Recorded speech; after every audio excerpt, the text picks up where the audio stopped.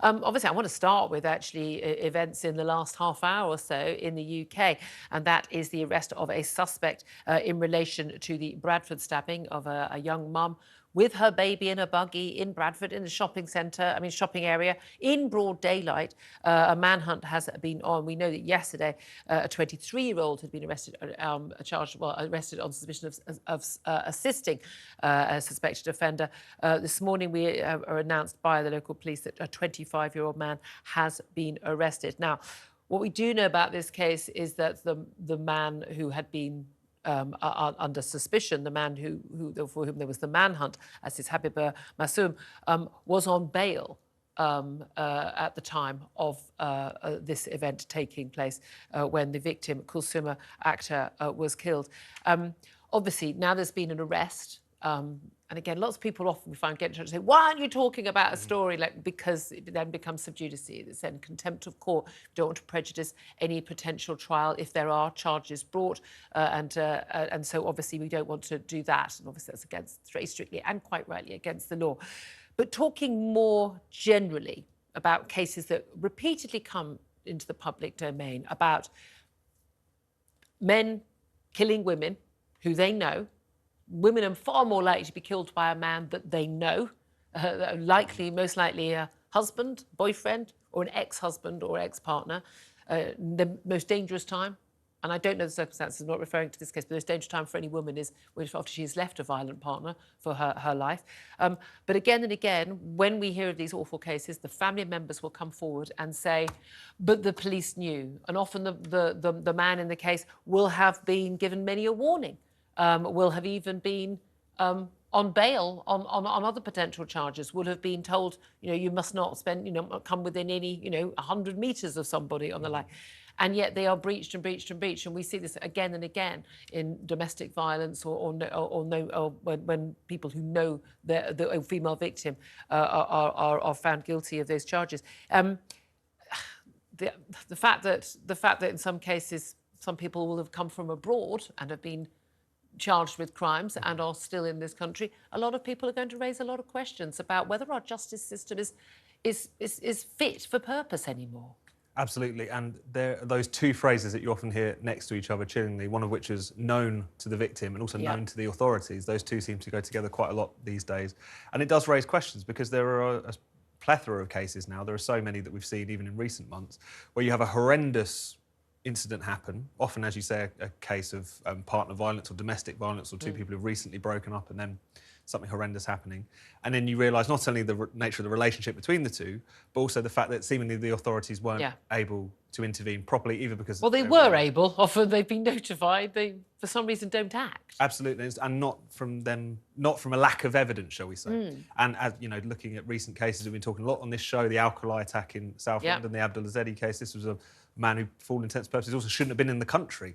So it will continue to raise questions of the police and of the authorities more broadly, because I think people understandably have a sense that whereas the police are running around doing all kinds of things it shouldn't be doing, the fundamental things that we want it to do to protect life and limb, somehow there's always some catastrophic failure when you see and when you have cases, say, in Scotland, where you've got a new hate crime law where apparently 8,000 complaints were made in the first week. And the police say we're overwhelmed. It's unlikely to carry on at that scale, but if it did carry on at that scale, it would dwarf all the other crimes committed in Scotland. The idea that the police have time to deal with a single hurty tweet rather than dealing with, women genuinely under threat. And we know, 2 women a week are murdered by partners or ex-partners. I was a news reporter at newspapers before I go into the political reporting and commentating. And, in every case that when I covered in a trial, every news reporting you sent to it, but everyone kind of knew what the outcome was going to be, and that's one of the issues, isn't it? There's also a big issue in terms of men who are accused of these crimes or accused of being a risk or being arrested, not being imprisoned for the time, or put on remand at the time when they are believed to be a threat to their potential victim. And this is going to become more and more of an issue with our prisons being so overcrowded. We've probably got a few dozen places free in our prison system currently. We've been doing early release of often people who've been convicted of dangerous, serious crimes being released. I'm sure the judges are being told, look, you can't put someone on remand unless we know they're absolutely at risk because we haven't got the prison spaces. That we have to save those for the people who've actually been convicted of crimes. But that obviously leaves potential victims at risk, and this we know happens time and time again. I've lost track of the number of times that this has happened. Absolutely, and it's another one of those genuinely systemic failures. I mean, those are some words are thrown about a bit too easily sometimes these days, but what better example of it is it than this? And you think to yourself as well, the amount of energy that seems to be going into creating all kinds of new categories of crime, even non-crime is something which is policed non-crime hate and logged incidents, yes. and so on as a result of this bizarre new interest on the part of the authorities and just hurt feelings and hurty words, effectively. And yet the things that we all agree on, the things that we all agree should be crimes, the things that really kind of move people when they see what horrendous failures of justice take place, there's still this inability to deal with it, to tackle the big question. You do wonder if some of this is the fact that, you know, they'll pass laws about hate crime and they'll virtue signal at pride parades and whatever because they don't want to or struggle to do the big important stuff. And enforce the laws that we already have. That would be a good start. You know, things like burglary and shoplifting and things. That's the thing. I think a lot of people feel very frustrated by that. Again, I have to remind everyone, obviously, this is now obviously a sub judice, this case now that we do actually have an arrest on that specific case of the Bradford murder. Let's talk about what's going on abroad as well. Hamas, we're told, has rejected ceasefire terms that have been proposed in Cairo's negotiations between Israeli representatives and Hamas representatives. This as it comes as more aid, thankfully, finally getting into Gaza, but also Benjamin Netanyahu sort of denying that withdrawal of the Israeli troops largely from southern Gaza, leaving just one brigade it means that, you know, the whole offensive in Gaza is over. He said, no, there will be effectively an invasion of Rafah, where the last remaining stronghold of Hamas, where the tunnels still remain intact, and a date is set for that. They're kind of basically pulling back forces to sort of regroup and then go in again.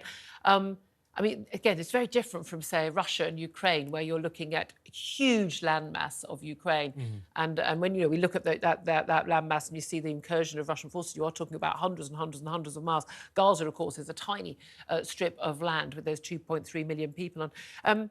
What do you make, though, of these ceasefire talks? Apparently, one of the reasons why Hamas have rejected the terms is they said, well, we can't release... We're not in a position, I think they said, to release 40 of the hostages that remain. We understand there are 130 hostages who are still unaccounted for. It is believed by the Israelis that perhaps a third of those or more are actually already dead. But they obviously don't have confirmation of that. But if Hamas say they're not in a position to release 40 of those hostages, well, what has happened to those hostages is the concern. Exactly, it really raises that question. And this has been something that's come out as more hostages have been released, as more of them have begun to tell their stories, just how, first of all, kind of spread out some of these hostages are. They'll just be kind of squirreled away in an apartment complex somewhere. Others will be in the tunnels used as basically human shields for Hamas leadership. And maybe moved around as well. And there was some talk about them being sold on to...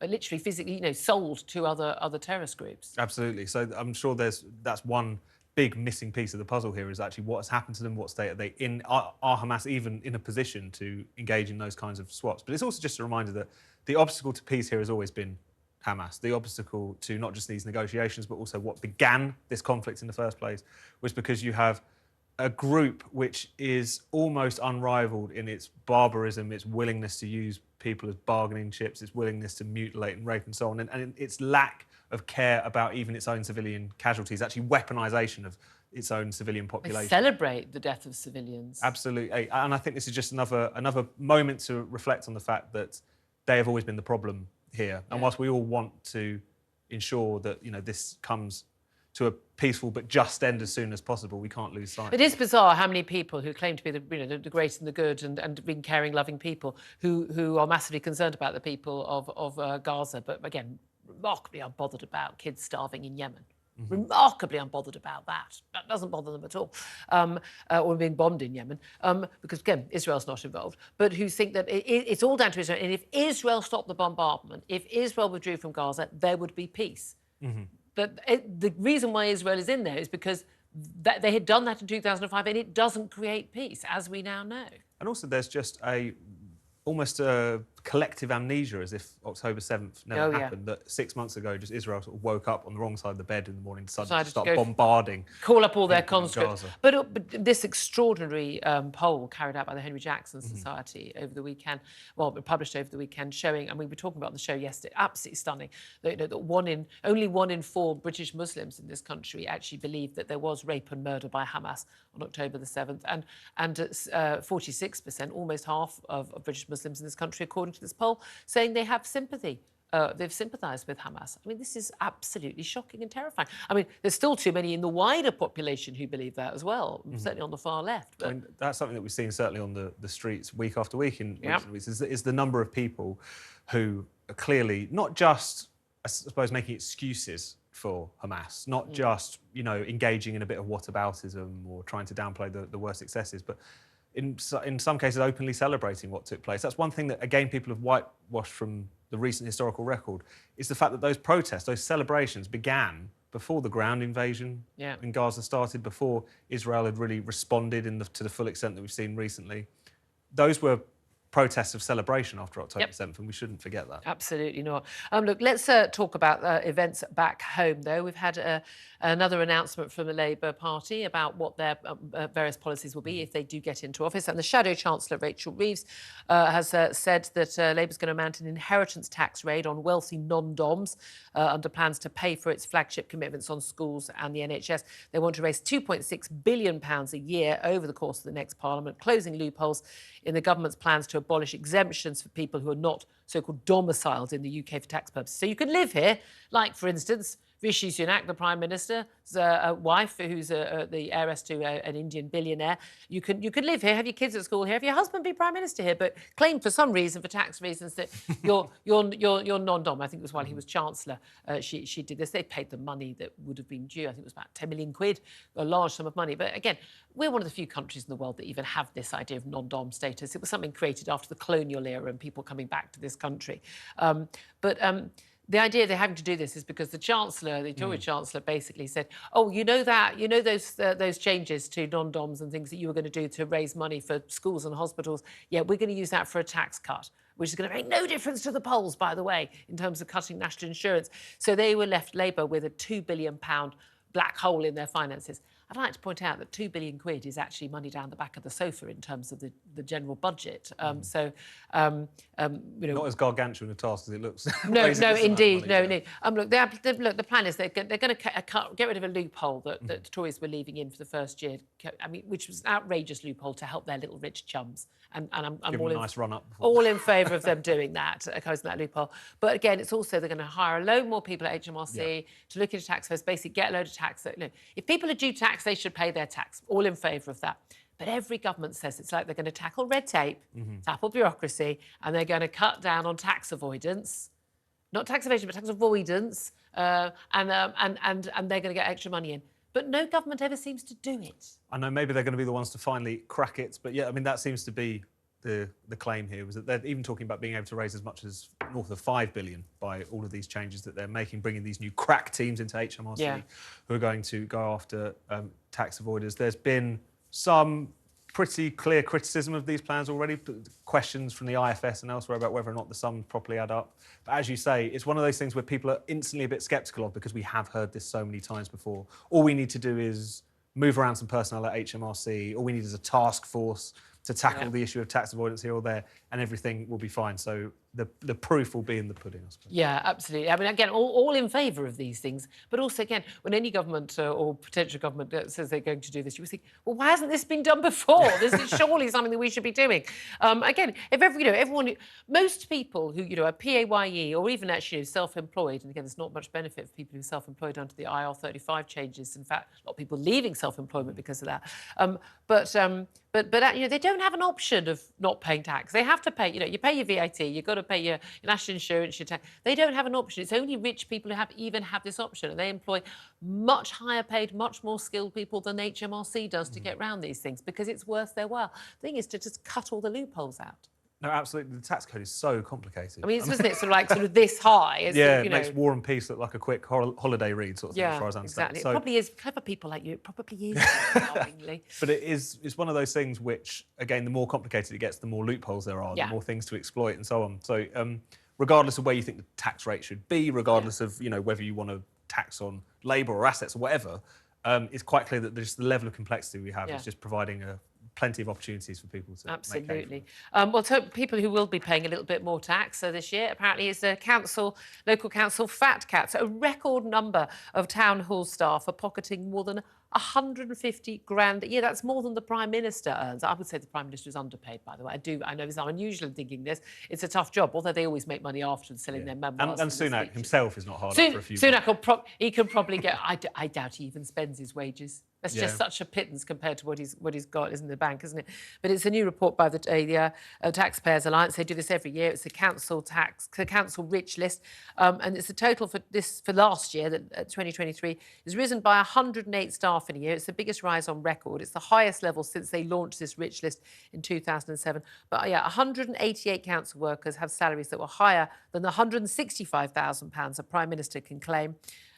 Others are leaving jobs with golden handshakes worth, wait for it, £400,000. The largest pay and pension packet across local government that year was 651 grand, and it went to a woman called Felicity Rowe. She wasn't even the leader of Hampshire County Council. She was the former Director of Culture, Communities and Business Services, whatever the hell that is. But it is extreme. More than 3,000 town hall staff are earning 100 grand a year more. Now, if you're in a private company, whatever you earn, none of anyone's business, as far as I'm concerned, other than the shareholders, right? If you give them value, if you're not. But the idea that people in the public sector should be earning this sort of money at a time when services are being cut, we know budgets have been massively cut, council tax going up by 5% pretty much across the board everywhere, apart from Birmingham seeing 20% rise.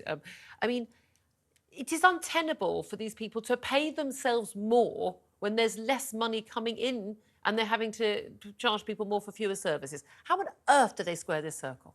I have no idea. I mean, there was a story even a few weeks ago about how much diversity advisors are still being paid. You know, you can easily get 6 figures for being the kind of BLM engagement officer or whatever it might be. And yes, these individual salaries are kind of a drop in the ocean in the broad scheme of things. But if you think, OK, you take that 150,000, if you could trade that in for, 3 or 4 social care workers, would you do it? Of course you would.